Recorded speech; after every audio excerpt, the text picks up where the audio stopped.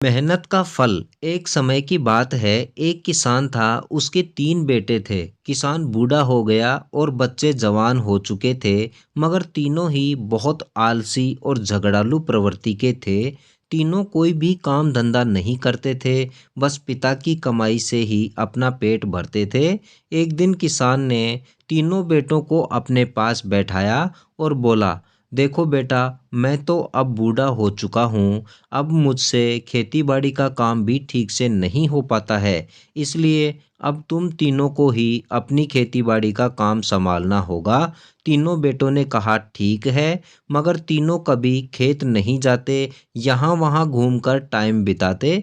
बरसात हुई, लेकिन तीनों बेटों ने खेत में जाकर भी नहीं देखा और ज़मीन खाली पड़ी रह गई और धीरे-धीरे ज़मीन बंजर होने लगी। यह सब देख बूढ़े किसान को बहुत ही चिंता होने लगी, पर उसको समझ में नहीं आ रहा था कि आखिर वह करे तो क्या करे। फिर एक दिन वह बीमार हो गया। अब तीनों बेटों को फिर से पास बुलाया और कहा कि बेटा, तुम्हारे दादाजी ने अपने खेत में बहुत सारा धन दबाया था, मैं तो अकेला था, उस धन को निकाल नहीं पाया, मगर तुम तो 3 हो, उस दबे हुए धन को निकाल लेना और आराम से अपनी जिंदगी गुजारना। और कुछ दिन बाद बूढ़ा किसान मर गया। इसके थोड़े दिन बाद किसान के तीनों बेटे रात दिन खेत को खोदने में लगे रहे, क्योंकि उनको गड़ा हुआ धन खोजना था। रात दिन धन खोजने के चक्कर में खेत को खोदते रहे, मगर धन नहीं मिला। तीनों ने कहा कि पिता भी मर गया, वरना पूछते कि आखिर कौन सी दिशा में धन गड़ा हुआ है। अब बचे हुए खेत को भी उन्होंने खोद डाला, मगर धन वहां भी नहीं मिला। अब तीनों ने थक हार कर अपने पिता को भला बुरा कहा, मगर अब उनके पास कुछ भी नहीं था। खाने पीने की भी किल्लत हो गई थी, उनके भूखे मरने की नौबत आ गई थी। उनके समझ में नहीं आ रहा था कि आखिर वह अपना जीवन यापन कैसे करें। तभी अच्छी बारिश हो गई और उन्होंने अपने खेत में अनाज बो दिया।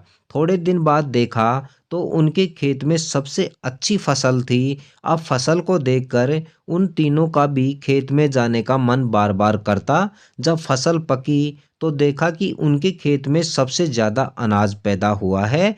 अब उनके समझ में आ गया था कि पिता कौन से गड़े हुए धन की बात कर रहे थे। वह हमें धन के लालच में मेहनत करना सिखा रहे थे, और अब वे तीनों खेत में खूब मेहनत करते और खूब अनाज पैदा करते और खुशी खुशी अपना जीवन यापन करने लगे। दोस्तों, इस कहानी से हमें यह सीख मिलती है कि हमें लगातार मेहनत करते रहना चाहिए। एक बार विफल होने का मतलब यह नहीं होता कि आप सफल नहीं हो सकते। सही समय पर अच्छी मेहनत करने वाले कभी भी असफल नहीं होते हैं, इसलिए मेहनत करो, अच्छा फल मिलेगा।